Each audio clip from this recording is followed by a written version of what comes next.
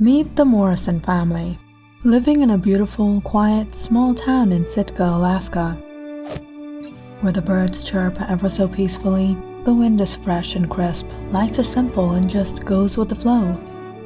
For Mom, Dad, their eldest son Derek, and their youngest son Kyle. But definitely not for Stephen. There was a time when Stephen used to be the most loved and slightly spoiled youngest child. But everything changed after Kyle came into the picture, and Stephen became the middle child. Now, in this house, all the rules were only made for him. It didn't apply to Derek because he was old enough, and it didn't apply to Kyle because he's still a child. Stephen hated being the middle child because he always found himself being the invisible, sacrificing one. Let's just take everything he owned, for example. They were all hand-me-downs from Derek. Woohoo, a new t-shirt that Derek wore for a year. Geez, how thoughtful.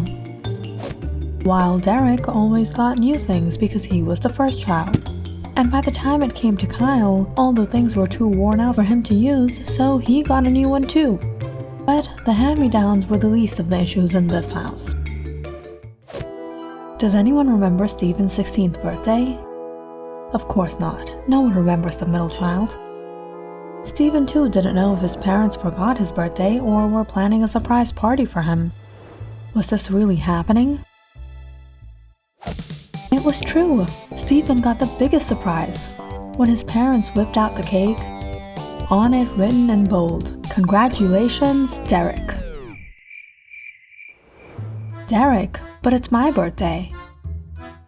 Stephen, your brother got selected on the football team. It's 2 celebrations in 1. It's still your cake. Huh? Oh man, Mom, Dad, you're the best. Loser.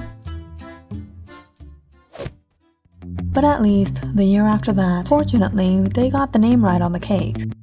But the minute it came to actually cutting it, Mom, I want to cut the cake.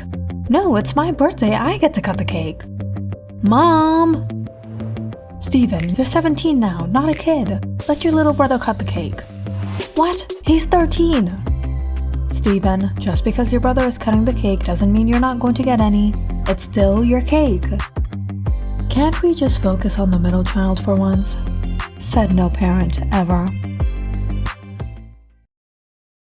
This year, Stephen was finally graduating high school and moving out for college. But as of now, all Stephen had on his mind was how he was going to pull prom off. The night he planned to take it to the next level with his girlfriend, Elisa.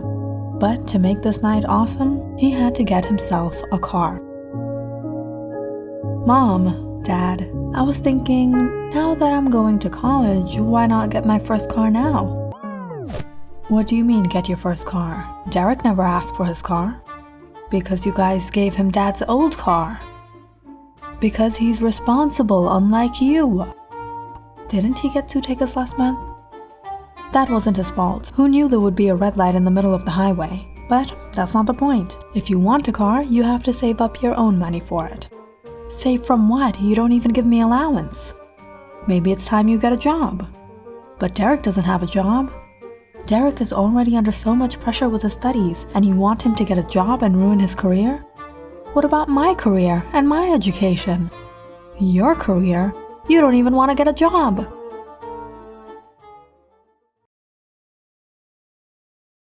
Of course, the eldest and the youngest just needed to be cute, but he needed to work. So Stephen worked one odd job after the other to save money. It was one day he was doing his shift at the local theater when he saw some familiar-looking people walk in. Welcome to the BII Theater, Mom. 3 tickets to Wayne the Huntsman movie, please. Mom, isn't he going to give us a family discount? Doesn't he love us? No, Kyle. Now that he has his own money, he doesn't need us anymore. Stephen, give your brother free popcorn. But Mom, they'll cut it from my salary. I don't want to hear it, mister. After a lot of hard work leading to the month of prom, Stephen was able to save up $800. But unfortunately, every car he checked out was either double his budget or even more than that. Now what? He was dragging himself home quite upset when suddenly one of his teachers stopped him. The physics teacher. "Mr. Cooper? Stephen, I heard you were looking for a car." "Yeah, but the prices are too high. I hardly saved up $800. Not gonna happen." "Come over to my house this evening." Mr. Cooper patted his back and left. Why was he calling him over? Around 6, Stephen made it to his place. "Stephen, you came. Come on, I have something to show you." Mr. Cooper escorted Stephen to his garage, where he showed him a car. "I don't use this car anymore after a small accident," Mr. Cooper said, showing Stephen one of the broken headlights. "I bought this when I was young, but now it doesn't suit a teacher. I've been trying to get rid of it, but I thought it would suit you. It's an old model, but it should be running fine. The repair will probably cost you $200. And how much do I have to give to you?" Mr. Cooper chuckled. "How about $500? "Really? You're the best." Seeing the car, Stephen was stoked. It was awesome. The damage was minimum, and now he would have an extra $100 on hand. The following day, Stephen had it repaired at the garage and planned to paint it by himself at home. How did he get this car for only $500? There's only one explanation, little bro. The Lord only loves the middle child. Stephen spent the entire day painting and glossing and cleaning his new car. "Dinner is getting cold. Where's your brother?" "Don't you know tonight's the first night? He's gonna spend it in the car." "Yeah, he's gonna eat and sleep in it too." After the last few touches, Stephen sat inside and fiddled with the radio. When he tuned it to a channel. "Wow, I can play music too?" He leaned back and relaxed, feeling happy and content until he fell asleep. It was sometime in the middle of the night that he heard the first drops of rain splatter onto the car. And soon after, he heard the sound of a bicycle bell, as if right in front of him. Stephen opened his eyes and looked around. Where was that sound coming from? That's when, all of a sudden, the headlights turned on all by itself, and he was startled seeing something in the rearview mirror. But when he turned around, there was nothing there. Perhaps it had been a long day. He needed rest.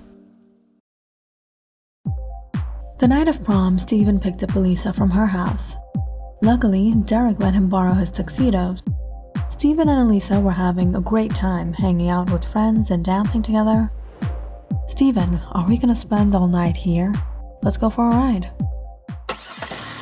Stephen and Elisa slipped out of the gymnasium and drove to the mountainside, where Stephen parked right by the cliffside, looking out at the lake below.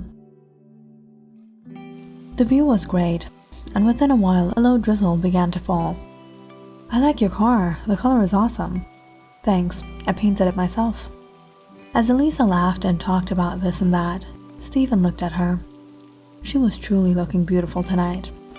The rain soon started to pour heavily, and the lightning struck the skies. But just as Elisa turned to him, and they were about to get intimate, Stephen began to feel strange. As he looked at Elisa, he suddenly fell pale and fainted. "Stephen? Stephen!" Elisa anxiously shook Stephen. How was she going to get him home, or herself home? He scrambled through her bags and took out a bottle of water and sprinkled it on him. It wasn't until almost half an hour later that Stephen regained his consciousness. "Stephen, what happened to you?"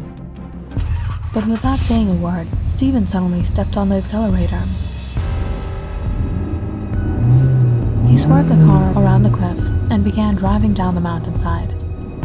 "Stephen, where are we going?" But Stephen didn't answer her. "Stephen, you're scaring me." Within a while, he screeched to a stop by the lakeside below. Elisa just watched as Stephen walked to the bank covered in a thick layer of fog and stood there.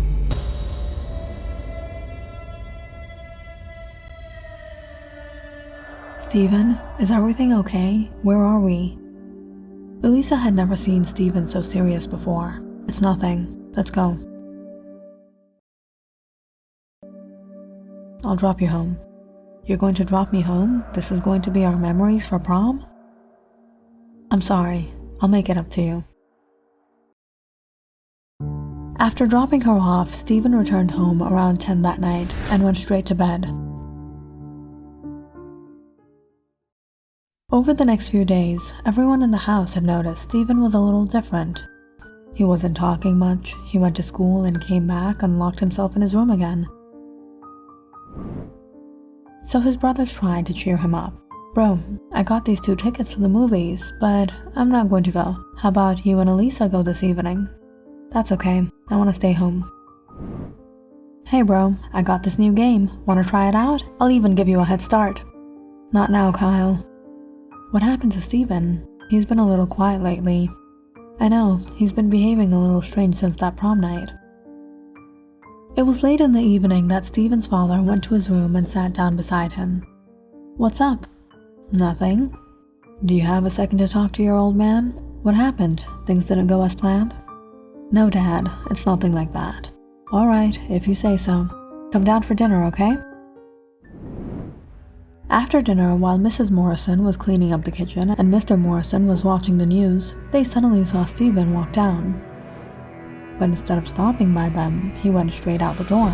Steven, where are you going? It's raining. Without listening to either of his parents, Steven got into his car and drove out the driveway. In the rain, he drove all the way to Mr. Cooper's house and knocked on the door. Steven, you're here? In this rain? Come inside. What happened? Is everything all right? I'm here to return your car. Return? Are you having trouble with it? It's not working properly? After a moment of silence, Steven said, Did you know she was pregnant? Who was pregnant? Elisa's pregnant? No, Jocelyn. As soon as Mr. Cooper heard her name, he fell in shock. Jocelyn? Robert Cooper was a young man when he joined the BII High School in Alaska. He was quite popular among the students, and especially the female students.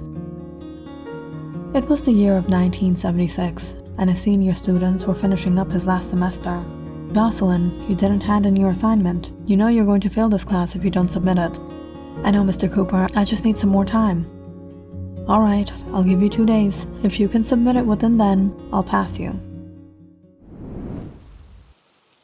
Robert had offered one of his students, Jocelyn, a second chance.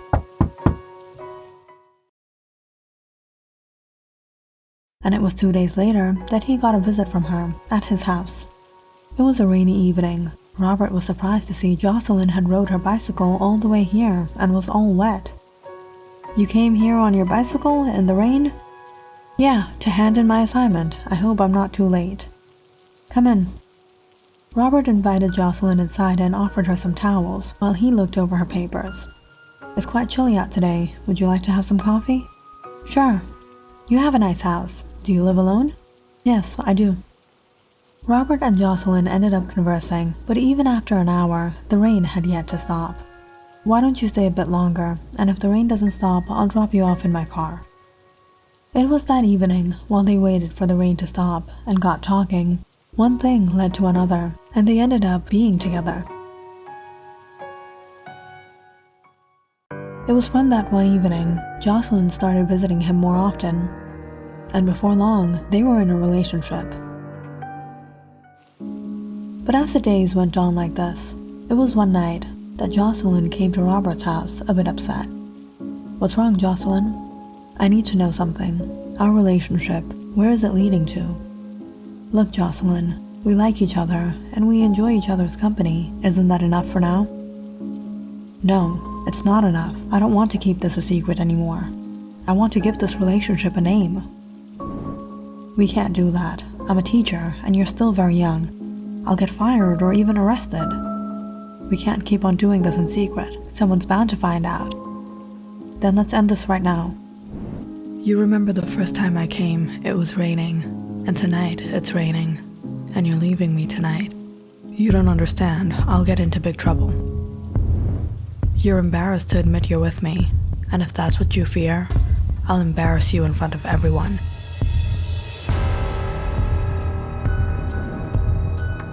Jocelyn, wait! Jocelyn! In a rage, Jocelyn left the house that night, leaving Robert in anxiety. What is she going to do? What am I going to do? It was that dark night that Robert took out his car and drove after Jocelyn. Seeing her riding her bicycle just a few feet away from him, he ran her over. Jocelyn passed away that night. Robert had taken her to the lakeside, where he buried her. But what he didn't know was that she had only confronted him because she was pregnant. From that day, he never used that car again until he found out about Stephen and thought of ridding it from his life forever. How did you know all this? I know where you kept her body, and I'm going to the police. No, Stephen, please, don't do this. Haven't I punished myself enough? Since then, I've never been with anyone. I've lived a lonely, miserable life. You disgust me. Stephen turned around and went out the door. Ever since he had bought this car, he had sensed something wasn't right. The first night it rained, he heard the sound of a bicycle bell ringing in the back of his ear. He saw someone in the mirror. It was Jocelyn, her body. The night of prom, when he had gone with Elisa to the cliffside, he saw Jocelyn appear to him again and fell unconscious. She was the one who had guided him to her grave, seeking justice. Justice that Stephen would get her. Breaking news! Anonymous informer led the BIIPD into discovering the remains of a young woman who had gone missing 15 years ago after a bicycle accident, and also the man who had taken her life, a physics teacher from the BII high school. However, when the police set out in search for the perpetrator, they found the teacher had taken his own life, driving himself off the cliffside in his car. Parents of the young woman are now grateful to have closure. Justice had finally been served, even if not by the hands of the law.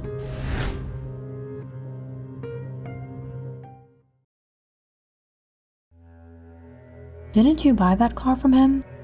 Yes, but I gave it back to him.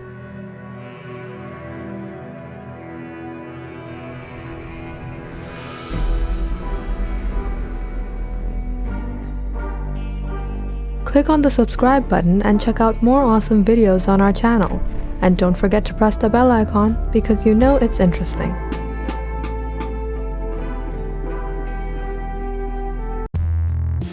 Hi, I'm Kylie. I'm 16 years old, pretty bold and daring, the type of girl that could take the most bizarre, spontaneous decisions and simply have fun.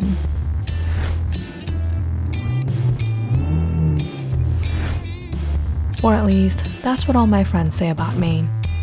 My old friends, back in California. It came as a big shock and the worst news I could possibly get when my parents told me my dad got a transfer from work and I'd have to leave my awesome perfect life in California and move to Chicago. Things were going to be different. I'm a California girl. Life was all sunshine and sandy shores for me in San Diego.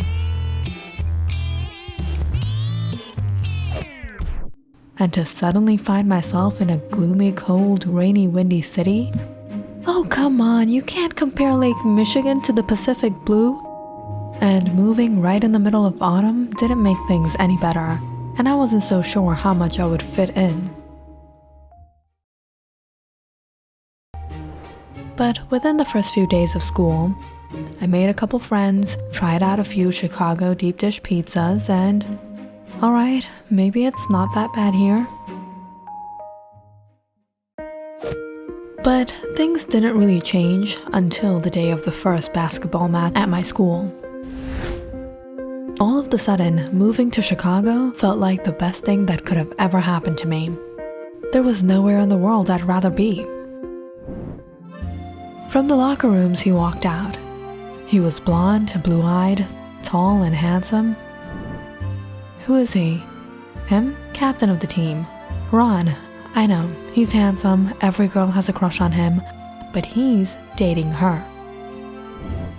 I turned my head across the gymnasium to spot a girl waving around her pom-poms. Emma, top cheerleader and the most beautiful girl in the entire school. Just by staring at Emma, I fell into quite the muddle. How was I going to compete with her? She's like a flower. There was nothing imperfect about her. No, Kylie. No. Kylie never gives up. She might be a flower, but she's a flower Kylie will smash.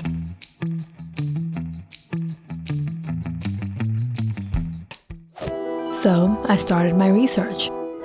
Who really was this blondie? Turned out she wasn't just a top cheerleader, she was part of the school band. She volunteered for the blood drive. She collected funds for the school's fundraiser. You're not just a flower, you're an angel.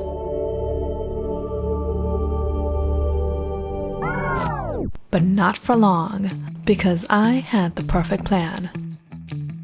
After following her around for a couple of days in and out of school, I clicked a few pics of her. Did I mention I've always been a little creative? These pics need some last-minute editing. After replacing Emma's sister with a random guy I found off of Google Images, I created a fake account under her name and uploaded them. Had an awesome time last night. Love you. And in the next few days, I kept up the act. And before I knew it, someone was getting pretty suspicious. Where were you that night? I went to the carnival with my sister. Really? With your sister? Or with your boyfriend? Boyfriend? What are you talking about? My sister was with me. You can talk to her. Now that the seed of suspicion had been sowed, I needed that suspicion to grow and confirm itself. Luckily for me, Emma had a bunch of guys crushing on her, and that's what I used to my advantage. Tom Jenkins, a nerd that had an obvious crush on Emma, but Emma rarely even noticed him. Emma, you dropped your paper. Yeah, thanks, whatever. I was wondering if you want to hang... Hey Tom, sorry about today. I was running late, but just wanted to tell you, you're so sweet. I started sending secret notes into Tom's locker, leading him on that they were from Emma. I always wanted to tell you I've had a soft spot for you. I want to be with someone real, someone like you. Once Tom was on cloud number 9, I opened up a new account under his name and messaged Emma. Hi Emma. Who's this? It's Tom Jenkins from school. I was wondering if we could meet. For what? I wanted to keep this private. I'd like to donate money to the school fund. I heard you're in charge of it. Oh, sure. Where do you want to meet? On the school field? Tomorrow after class? Sure. And finally, the last note to Tom. Meet me on the field after class. I'll give you a surprise. And now it was time to sit behind the bleachers and record the magic happen. When Tom walked out of the back doors and saw Emma all alone, smiling and waving at him, he was more than hyped up. Where were you? I've been waiting for you for some time now. You don't know how much I've been waiting for this day. All of a sudden, things got pretty funky between them. Why is he trying to touch her? Wow, didn't know Tom was a pig. Emma gave him a big backhand smack across his face. I got what I needed, but the results were unexpected, and before I could go on with my plan,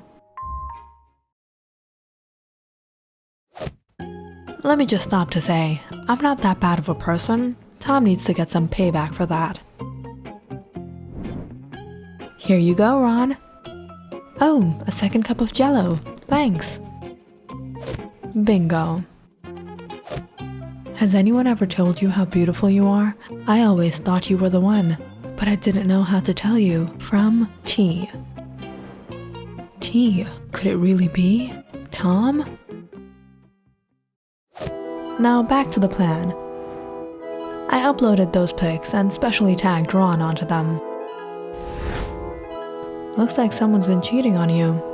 And the suspicion did the rest of the work. I knew it. You've been cheating on me with that nerd. What? No, I'm not. You're misunderstanding. Then maybe the whole school is misunderstanding. Your video got leaked.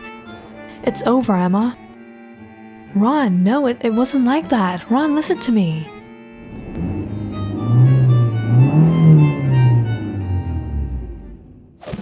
Boo, yeah. Now that Ron was single, all alone and vulnerable, he needed a shoulder to cry on. That's where I come into the picture. Ron had always been all about his car. He drove it to school every day, parked it in a safe spot no matter how far, washed it every weekend in his front car. That thing was his baby and solace. So I thought I'd take my chances and coincidentally pass by his place one weekend. Hi, Ron, right? Yeah, Kylie, the new girl. Not anymore, it's been a couple weeks. I like your car. Yeah, just making some modifications. Thought I'd convert the rear drum brakes to disc brakes. What? No, I wouldn't go for that. Rear disc brake conversions are a waste. On a street car, the front-rear bias will be the same. Actually, you're right. Since I can't change the brake bias, changing the rear drum brakes won't really improve the braking since much of the hydraulic assist goes to the front brakes anyways. Totally. Awesome. You into cars? Yeah, cars are so cool. Yeah, I know. That was an outright lie. I'm not a car expert. What I am good at is researching, so you have to give me some credit on that.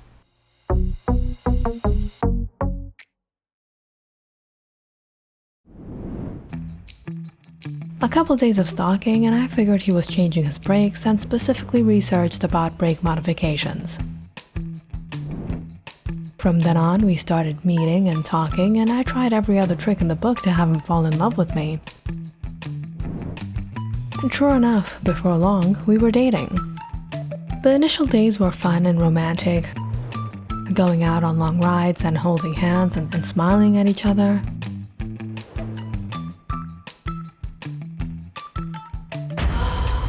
He's moved on? Our relationship was perfect. Ron was everything I wanted. Come over. No one's gonna be home, so no disturbances. Alright. I was so excited that night. I literally went through a princess makeover and sneaked out to his place.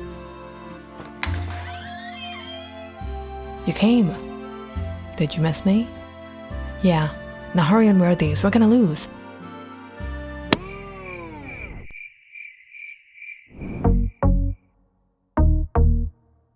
What? BGTA? This was your surprise? Yeah, it's game night. Hurry! Hurry! Alright, I should have guessed that one. Ron was a car guy, so it wasn't a shocker that he would play car video games.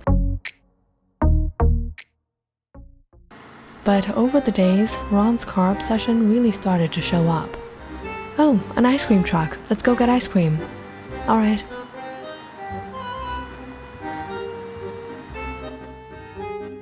Okay, let's go. Go where? You're not taking that inside the car. I won't spill, promise. You are. Come on, finish your ice cream here. It's melting. Seriously?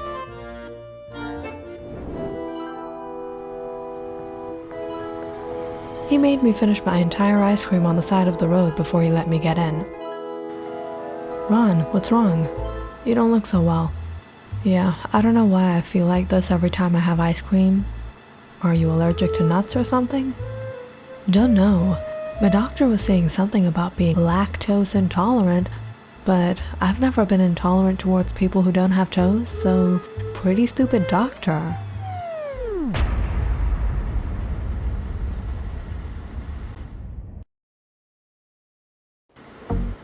And that's when everything finally added up, and I realized how dumb Ron was. He might have been good looking, and he might have known a few things about cars, but he had absolutely no personality, not to mention brain. They were perfect for each other, both dumb and pretty. Oh no, Kylie, what have you done? I gotta fix this up. I gotta talk to Emma. But apparently, Emma hadn't been coming to school for a few days, so I went to meet Emma at her house. Hi, Mrs. Williams, is Emma home? We go to the same school. Yeah, she's upstairs. Come on in. I was determined I would talk her into getting back with Ron. But when I walked into her room, it was nothing like what I expected. Everything was dark. Emma dyed her blonde hair black. She had piercings. She was now an emo goth wilted lifeless flower, playing teardrops on her guitar. Emma. You? Why are you here? You came to see me in my pain? What happened to you? I finally understood what life is. I've seen the true face of life. It's pain, it's darkness, it's misery. No, listen to me. I know Ron is dating me, but he's still very much in love with you. Believe me, he only has you in his heart. He's just a little hurt because you cheated on him and he couldn't handle it. We just have to patch things up. But I didn't cheat on him. It was a fake video. It was? So, he's still in love with me? Yeah. R-O-N! I knew you were my man! Yeah, first we'll have to do something about that video. So I put on an act as if I were seeing the video for the first time and coincidentally found the full footage of Emma smacking Tom. Now that you have proof, just follow my lead.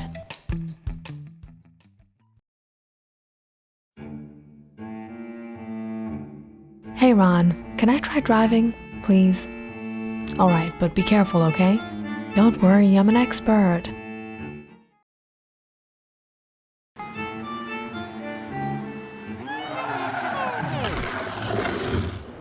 Oops. Kylie, what have you done? You scratched the car. So what? It's just a car. You can paint it.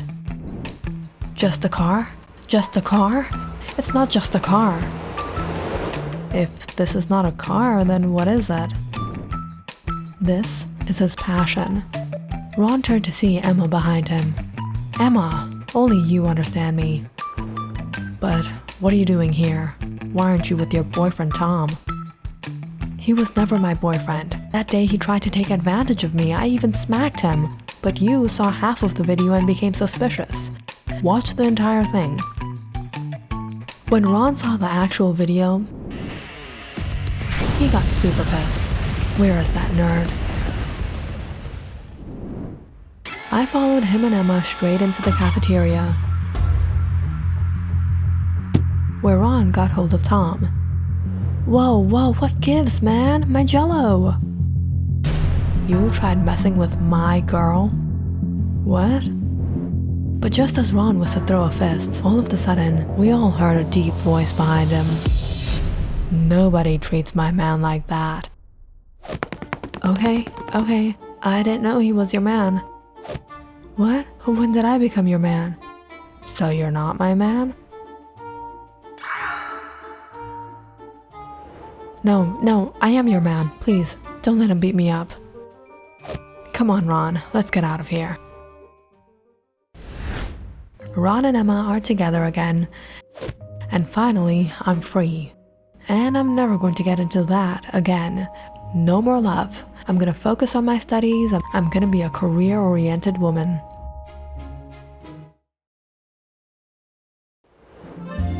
Wow, he's handsome.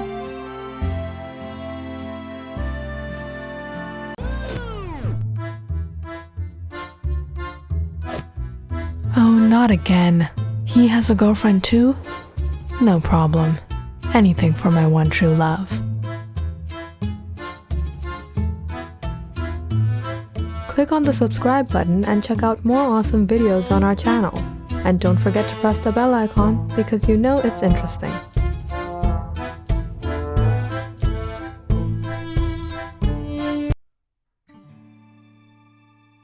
Emily Wilson, a typical teenage girl. She was a junior in high school, had a lot of friends, great grades, and was simply enjoying her happy life.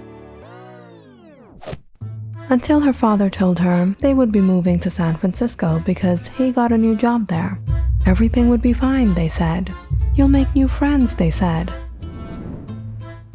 Now, here Emily was in a new house, in a new city, trying to enroll in a new school, when her dad popped in with a new surprise.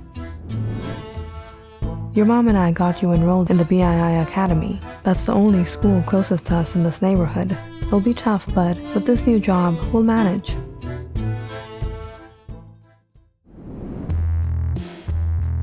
The BII Academy, it wasn't your ordinary school. Here, a majority of the students belonged to rich families. Today was Emily's first day, and she already felt like the odd one out, having stepped out of the bus to get to school. Everyone else arrived driving their own car or being dropped off in their parents' super expensive car. And when Emily got to the classroom, she stared at all the other kids, walking in their designer shoes, carrying their Hervé Laurent bags. And what was Emily wearing? A faded pair of jeans and a shirt? How was she going to adjust in here? She picked out a seat to the corner and sat down all alone when a few girls walked up to her. Hey, I'm Jennifer. So you're the new student? Yeah, I'm Emily. Everyone, meet Emily. She's the newbie. Hey, I'm Lisa. Courtney. Emily felt a bit more relieved being introduced to a few people. Jennifer, Courtney, and Lisa even sat with her in class. They seemed pretty nice, though they mostly gossiped the whole time. Come lunch break, Emily went to the cafeteria trying to find a place to sit when Courtney spotted her. Hey, Emma, right? Come sit with us. It's Emily. Lisa and Jennifer chuckled to each other. Wow, I like your outfit. Where did you buy your jeans from? Emily felt a little awkward. She bought these jeans 3 years ago. She had even grown out of them. It's from Basie's. Cool, Basie's. I shop at Basie's all the time. Which brand are those? Brand? I was wondering how many generations ago you bought that. My grandma used to wear jeans like you. Emily felt so embarrassed. She thought they wanted to be her friends. Should she laugh with them? Should she just go? And what is that you're holding? It's a sandwich. Oh, so you never had real food? It's just mayo and tuna. Well, it looks like horse poo. That's why I never eat school food. Emily sighed as she put down her food. Maybe she should just leave. But that's when Lisa grabbed her. Where are you going? Guys, let her eat. This is probably the only good meal she's gonna have all day. The girls roared out laughing as Emily stood there in shame. But all of a sudden, Courtney hushed the others. They all straightened their postures and started fixing their hair. Emily turned to look at a guy walk down the aisle with a few of his friends. It's Chris. Every girl in the school has a crush on him. Isn't that why you got enrolled in here? What? What do you mean? To bait a rich guy? Yeah, like any guy from this school is gonna like her. You dress like that and you probably know how to cook food. You're just like the daughter of my maid. Emily did cook food. She had never felt this humiliated before. But it was soon she realized this was a daily routine of theirs, to pick on her about everything, everywhere. Things were getting so bad that every morning Emily sneaked in through one of the back doors of the school. up the stairs on the left wing of the building, and walked to her class just seconds before the bell rang, just to avoid interacting with them. As the days went on miserably, the only peace of mind Emily got was when she cooked at home. Emily had a food photography hobby. She even had her own page on BII where she posted her pics. But if only life could be so easy peasy lemon squeezy. Come about a week into Emily sneaking around, she walked to the back one morning to find Jennifer, Courtney, and Lisa standing there. I told you guys, she's been hiding here. You don't have to run from us, Emily. We're your buddies, aren't we? Jennifer passed by Emily as she slammed her books down. All of Emily's notes slipped to the ground as the girls started laughing. Thanks, Jennifer. I needed something to wipe my shoes. Emily sighed as she started picking up her stuff, when suddenly she saw someone stoop down and help her. Hey, I'm Chris. Is everything all right?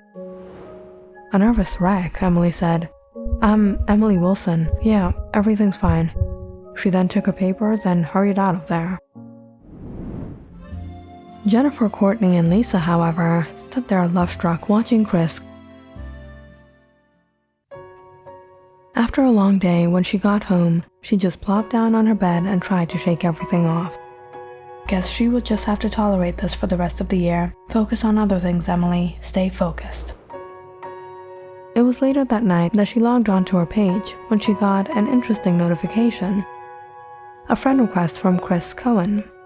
As soon as she accepted the request, almost instantly he messaged her. Hey, Emily, it's Chris from school. Hi, Chris. Thanks for helping me out today. No problem. I thought I searched you up on BII. Saw the pics on your profile. Was wondering who made all those food. I didn't know the girls at my school knew how to cook. Yeah, cooking's been a hobby of mine. That's really cool. Chocolate ice cream cake is actually my favorite. Couldn't believe you made that yourself. Emily and Chris ended up speaking for quite some time, in which Emily opened up about herself for the first time to a newly made friend.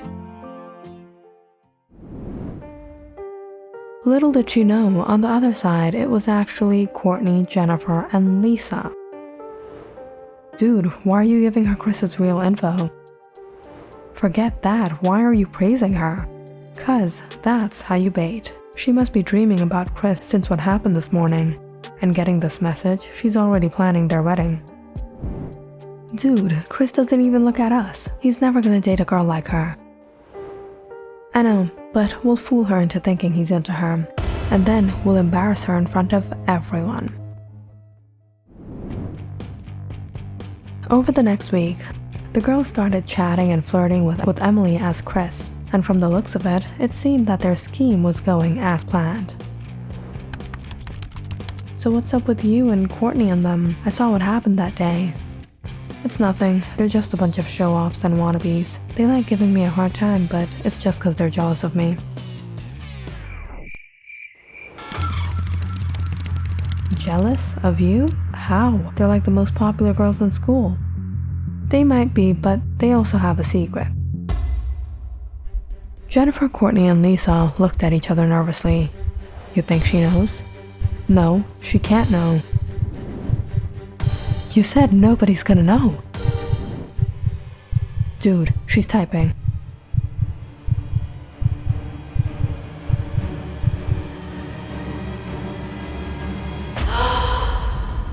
How does she know? So this girl wants to play? We can play. We gotta shut her up. So the girls got to business. They would get Emily to agree to go on a date with Chris. Obviously, he wasn't going to show up, but they'd get a chance to humiliate her.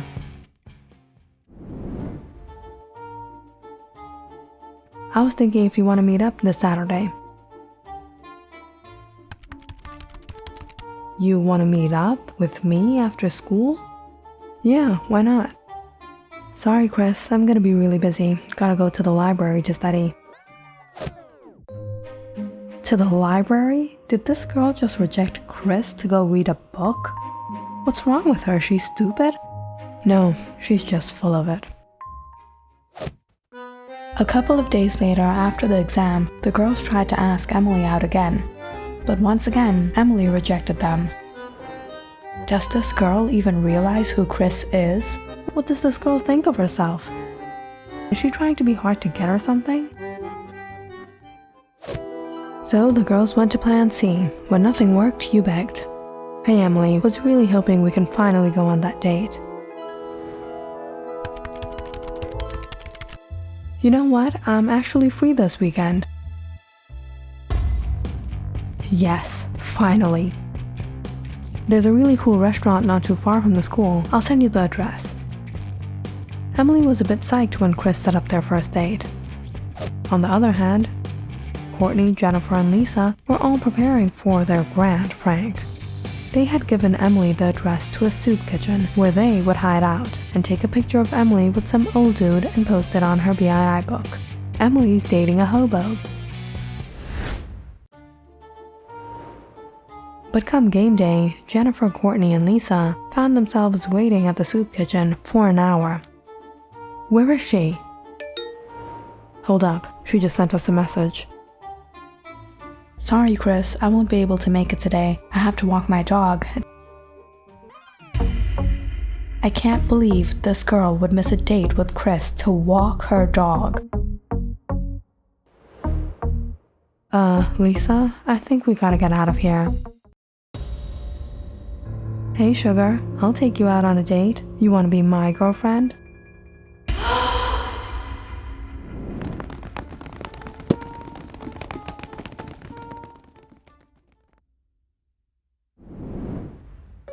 Courtney, Jennifer, and Lisa were getting a little fed up keeping up the act. If this wasn't going to work, they had to plan something better.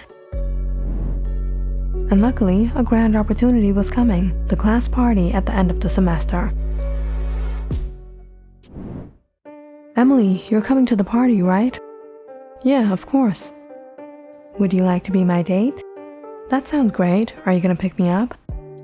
About that, I live on the other side of town. It's gonna be tough for me to travel to your place and back. How about we meet at the school? Alright, see you there.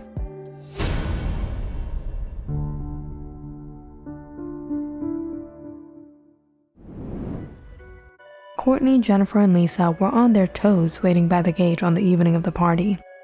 Tonight was the night Emily was gonna get embarrassed, walking up to Chris and pretending to be his date, while Chris wouldn't even give her a second look. By the way, did Chris ask anyone out to the party? Just wait for him to see me. You? No, he's gonna ask me out. Hey, there's his car. The girls put on their drop-dead gorgeous looks as Chris pulled up his car. But as soon as the door opened, their smiles turned around. When Emily stepped out, Emily waved at them, and they stared at Emily in shock. What was happening? What was happening? Just as the couple passed by them, Chris stopped to look at Courtney for the first time. What's your name again? Karen? Whatever. Meet my girlfriend, Emily. And stay away from her. She might be nice enough not to tell anybody about your secret. But I'll tell everyone in this school, and you know you don't want that. Chris then locked arms with Emily. Come on, babe, let's go. It was the day after Emily had first chatted with Chris that she thought she'd say thank you for being so nice to her. He was indeed her first friend. So she made chocolate ice cream cake and brought it to school in a mini icebox specially for him. Hey Chris, I made you chocolate ice cream cake. You'll have to hurry or it will melt. You made this? For me? Just for picking up your books? Didn't you say you liked chocolate ice cream cake? When did I say that? On BII book, last night. Chris was confused, but he figured what had happened. Emily, it wasn't me. Embarrassed, Emily quickly turned to leave. Oh, I'm sorry, I didn't know. Wait, but I think I know what happened. And chocolate ice cream cake is my favorite. That day, the two sat down and enjoyed their treat. This is great. Thanks. So I guess we're friends? Yeah, but I was still wondering who I spoke to last night. Jennifer, Courtney, and Lisa. They're like that, probably trying to prank you. But I know the perfect way to get back at them. We're gonna get back at them? We're friends, right? Friends stick up for each other. It was Chris who had been the mastermind behind Emily's conversations. He was really observant, and going to school with these girls for the past few years, he caught on to their secrets. Hey Chris, they're messaging me again. They might be really loud, but trust me, they're really insecure. They wouldn't want anyone knowing these secrets. You want me to tell them this?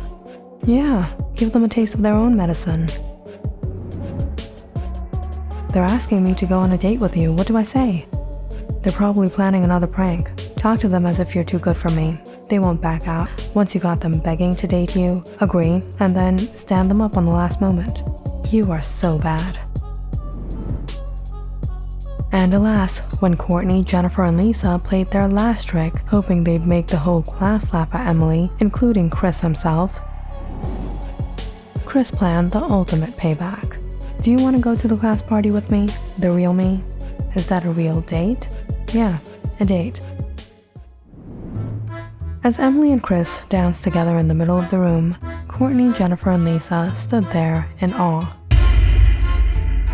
What just happened? How did this happen? The bigger question, how did they know our secret?